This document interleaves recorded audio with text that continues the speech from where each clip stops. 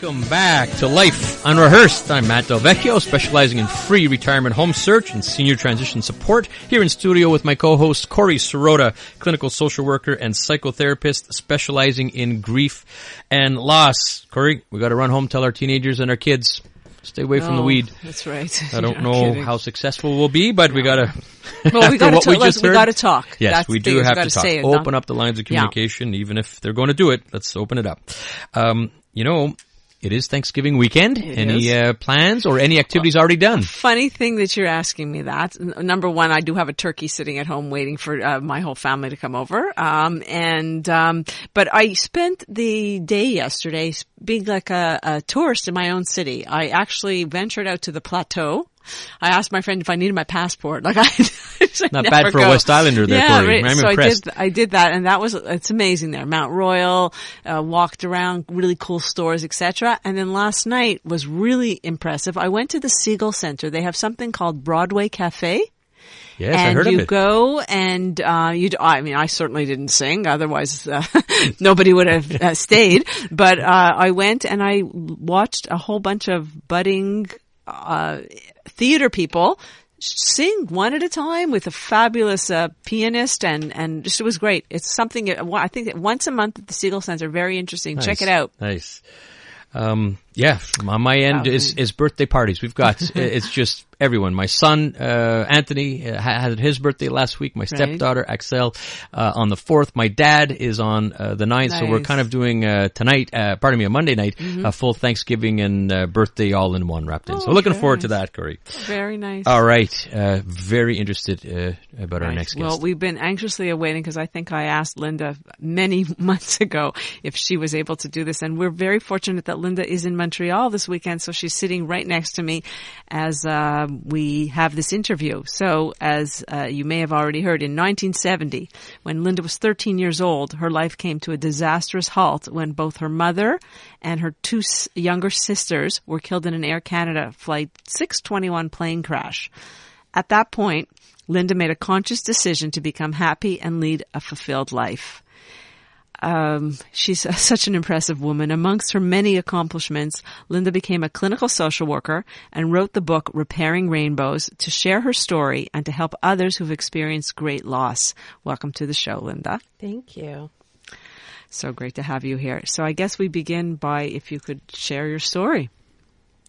Well, as you just described, I was 13 years old. It was back in 1970, and my mother and two younger sisters were killed in an Air Canada plane crash that crashed in Toronto. So that left me and my father, who was 44 years old at the time, to somehow figure out how to move forward, having had to endure such profound loss and such a terrible tragedy at a time during the 70s when nobody talked about tragedy, nobody talked about loss. There was no social media available. We didn't know that anybody outside of our circle of family and friends were impacted by this tragedy as well, because we didn't hear from other people. It was just silent. Lynda, I cannot possibly imagine. Add to the fact that you're 13, as 13. if that's not tough enough, being 13 in the beginning of your teen years. I'm interested to see how people reacted from, let's start with classmates and other family members. Well, that's such a good question, because it would be so different now, yet there would be certain things that would still remain the same. The one thing that was very evident to me was that people treated me as if I was contagious, as if I had 3 heads, or as if they came close to me or became friends with me, that somehow they would also be vulnerable, because this tragedy was so unbelievably terrible, but it could happen to anybody. So people were really terrified of me. The people within my inner circle were really supportive, but supportive in a very different way than they are now. They did everything they could to distract me, keep me busy so that I wouldn't think about what had happened. Nobody ever mentioned my mother and sisters. Nobody talked to us about how sad and terrified we all were, having gone through something so tragic. So it was really complicated and very different than the way we handle grief now. You're listening to Life Unrehearsed. That is Lynda Fishman. She's sharing her story about resiliency and resolve after losing her mother and two sisters in a plane crash in 1970. I know for me, my book, Someone Died, Now What, I wrote it 27 years later. And later meaning? After my brother had died. Here, it happened in 1970, and you published a book in 2010. So 40 years later, what prompted you to write that book, Repairing Rainbows, in 2010? I wrote Repairing Rainbows over and over again in my head for at least 25 years. But I was never really ready to sit down and do the grief work that you have to do when you write a book about your life and a tragedy that I had buried so deep down and really never did the grief work that I had to do. So believe me, writing that book and ripping off all those bandages was doing the grief work that I had to do and never really did it because there were never any opportunities. Like I said, I kept so busy and so distracted and so focused on moving forward because it was much too painful and too difficult to stay in that dark, horrible place. Nowadays, we know how important it is, and we know that it's critical when someone is grieving and has suffered a terrible tragedy. We know that it's really important for them to do that grief work and to get the support and help that they need so they can move forward in a much healthier way than I was able to do. When I did that grief work 40 years later, writing that book, I literally cried for 2 years straight. It's quite interesting. Corey, we had a guest 2 weeks ago almost talking about the same thing, who had a loss, and it was writing the book that sort of brought out everything, and that was their grieving process. And I guess everyone has their own way. It took you 40 years, but good on you. That's now 8 years ago, I guess, and it's doing very well. I heard over 10,000 copies, so it's obviously resonating with a lot of people. I'd like to just ask you about, you've gone through a whole range of emotions.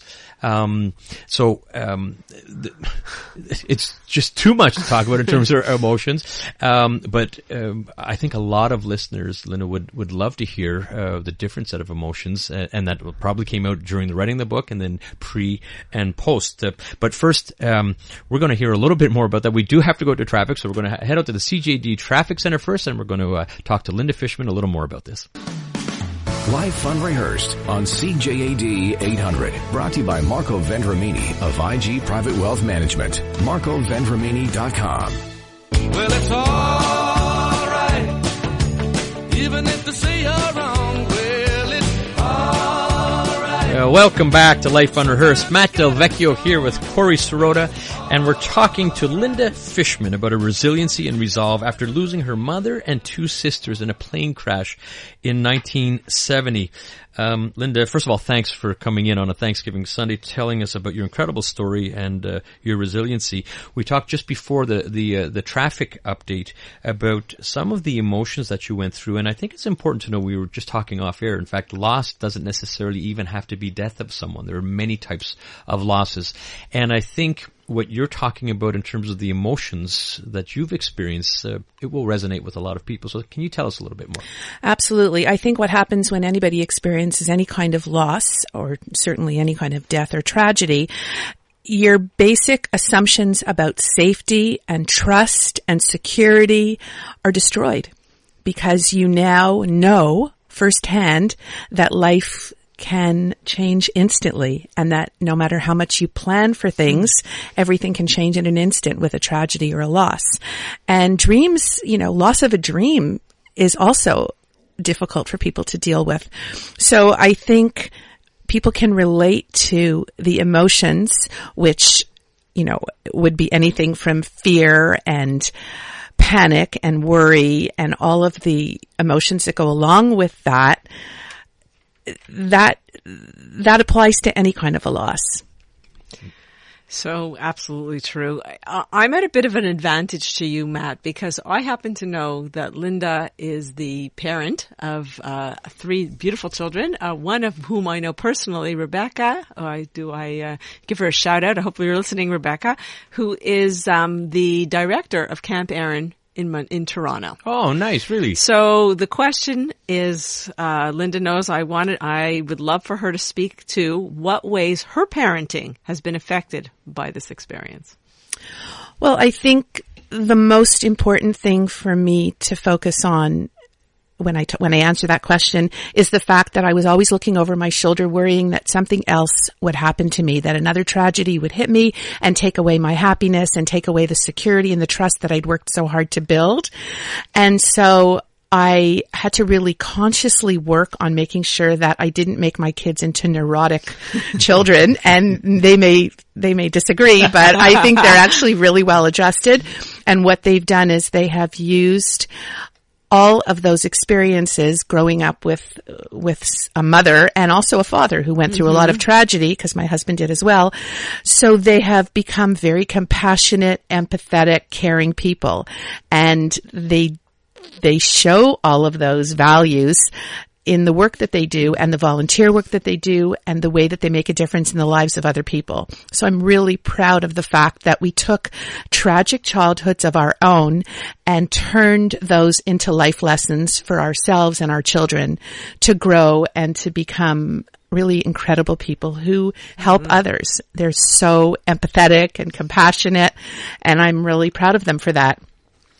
Well, and that's Lynda Fishman talking to us about leading the way with a lot of your actions, walking the walk, talking the talk as well, after a tragedy of losing two sisters and her mother in a plane crash. 1970, all right? So that's 48 years ago. Your book came out 8 years ago, so that was 40 years after the tragedy. You've had a lot of time to adjust, get used to it. You are obviously now influencing, I don't know if that's the correct word, but making an impact on not just your kids and your family, but through your wonderful book, Repairing Rainbows. So through all this experience, Lynda, what would you say the most profound lesson that you've learned along the way? I would say that the most profound lesson for me has been to cherish and treasure life and to go out there and do whatever you can to make a difference in the lives of other people, because you can use your own life experiences to help other people. And rather than wallowing in any kind of self-pity, which I never did, I chose instead to be very positive, to be very optimistic, to be very forward thinking, and to take all of that positive energy and try to help other people shift their energy in a more positive direction as well. And one of the things that I'm most proud of is that I have been determined to see Montreal have a children's grief center or any kind of a program that would help children in Montreal who are grieving. And the first step that's been taken by Corey and John Ryder and a lot of incredible people in Montreal has been the creation of Camp Air in Montreal, which just had its second season. And Camp Air in Montreal is going to continue to provide grief counseling for children who are dealing with loss. And like we all know, we can't plan for these things, but let me tell you, the value of having an opportunity to get the grief counseling that children need when they're going through a terrible loss is so incredibly important for them, academically, socially, physically, in every way. And I'm just so proud of the people in Montreal who have worked so hard to make that happen. And I hope that we can continue to see that grow and that there's actually going to be a center here, which I wish my family could have had when I was a kid, because I wouldn't have had to do the grief work 40 years later. I would have actually been able to do the proper grief work as a teenager. And my father, who suffered so terribly and never had any kind of intervention or help, would have been able to have been helped. And he would have, instead of just existing, he actually might have had a happier life for the remainder of his life. Well, and that's Lynda Fishman talking to us, and good on you. I think it's fair to say, almost 50 years later, we are making progress. And Corey, you're incredible at Camp Air. And I had no idea, Lynda, your daughter was involved with Camp Air in Toronto. Yeah. That's one of the nice ones out there. There are other grieving camps. And I think today's society is becoming a little bit more acceptable. There are more and more organizations that we could turn to. We're not there yet, but just by having you here on Life on Rehearse, spreading the word. And so it's we're very privileged to have you. The smile on your face, the energy that you exude is quite something, and thank you for the plug. Well, just in terms of the news today, just a few hours ago, we heard about this horrible tragedy in New York, and those people are not going to have to the families are not just going to have to fend for themselves. They are going to get all kinds of support and help. We got none of that back in 1970. We were actually left to manage on our own with such a terrible tragedy, and so we have to take all of that knowledge and make sure we do what we need to do for kids here in Montreal. Thank you so much. You're certainly an advocate and such a supportive person and a pioneer in paving that way. Thank you for coming on today and coming in and coming on, and how do people get a hold of, I'm sure you're going to want to read Repairing Rainbows. Go to repairingrainbows.com. The book can be ordered that way. It can be ordered on Amazon, and I hope that people will continue to find hope and all of the strong messages that I've delivered in that book to move forward after going through any kind of loss. Lynda, thank you so much. You're a real inspiration, and your husband's there and with you, supporting you, and we really appreciate you being here with us today. Thank you. All right, coming up next week on Life Unrehearsed, join us as we'll be getting some expert legal advice with Jamie Benezri, owner of Legal Logic, and we'll also have Dr. Mark Sherman. He's one of Montreal's leading endocrinologists talking to us about diabetes. So thank you for listening to Life Unrehearsed. You can catch us every Sunday at 4 p.m.